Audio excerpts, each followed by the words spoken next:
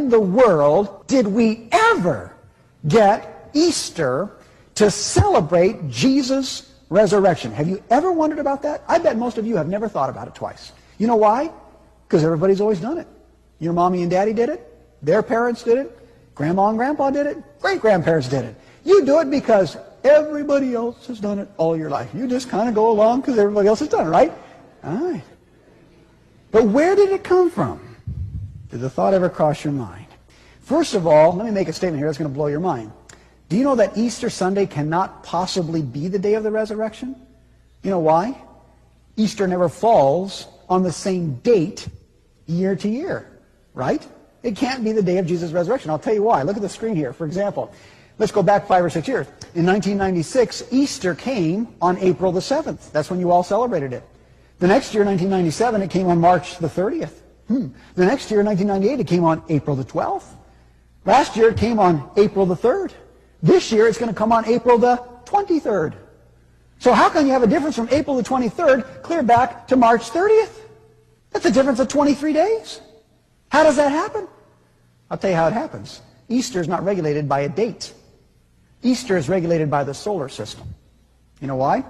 Easter always comes the first Sunday after the first full moon, after the equinox, when days and nights are equal length. You never knew that, did you? Isn't that amazing? And so all the people that are celebrating the resurrection of Jesus on Easter Sunday morning, it's just not true. It didn't happen then. Okay? But anyway, the question is, how did we ever get Easter on the first Sunday after the first full moon after the equinox? Did you ever wonder about that? I'll tell you where it comes from. Would you like to guess? It comes from Babylon. You're right. Everything goes back to Babylon. I don't care what it is.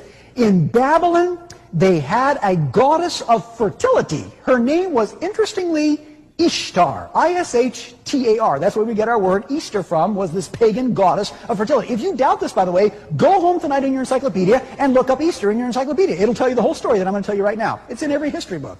And what they did, this goddess of fertility called Ishtar, they worshipped her in the springtime. You know why? Because everything was coming to life. And she was the one that caused all life and everything to grow anyway. So they thought she got very active in the springtime. So they honored her always on the first Sunday after the first full moon, after the equinox. That was Ishtar's day, because she was the goddess of fertility, the goddess of reproduction. And you know what happens, folks? They took that then, and they celebrated this day of her in her honor, and so did Medo Persia, and so did Greece. In fact, Greece had her under another name called Venus. You ever heard of Venus before? That's Ishtar in Babylon, the same thing. And then you go to Rome, and Rome had this, and folks, the same thing. You come to Constantine. Constantine, about 300 years after Jesus, says, hey, we got all these pagans out here, and they're worshiping Ishtar on the first Sunday after the first full moon after the equinox. You know what?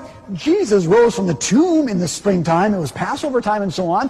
Why don't we take this Ishtar's day, and instead of giving honor to Ishtar, the giver of life and so on, Jesus is the resurrection. Jesus is the life. Why don't we start to keep this day in honor of Jesus Christ? And we could win all these pagans to Christianity. And the Christians said, that's a great idea. And so, folks, he changed Ishtar's day to Easter Day in honor of Jesus' resurrection. And then as Papal Rome again rules the entire world for the next 1260 years, it passes that teaching on to everybody in the world, and the whole world does it, and nobody even thinks twice about it. But you all tell me, what in the world do chocolate chickies and bunny rabbits got to do with the resurrection of Jesus? Amen? Did you ever wonder about that? I bet you didn't. You know why? You've done it all your life. Everybody does it. But you know where it comes from? Make a guess. Babylon is right. Because, folks, in Babylon, they worshipped the egg on Easter's day, because an egg is a symbol of fertility. Not only that, they worship bunny rabbits on Easter's day. You know why? Because bunny rabbits are the most prolific reproducers in the world. I know. I grew up on a ranch. We had lots of rabbits. All rabbits do is make love and have babies. Isn't that right? Yeah. And so, honestly, they worship the rabbit. And we still have that today, all the way back from Babylon. Amazing, isn't it? But now, folks, I want to ask you another question here tonight. I want you to think with me, because you're intelligent people. If things like Christmas and Easter, coming straight from pagan Babylon, have made their way into our world tonight and been Christianized, and everybody just does it because everybody else does it, my question to you is this. Don't you suppose that there might be some other things also? Don't you suppose there might have been some other false teachings or errors or pagan practices or deceptions that have snuck their way in that we are following and teaching and practicing that's totally contrary to the truth of the Bible? Don't you think there might be some of those? You better believe it, my friends. You better believe it.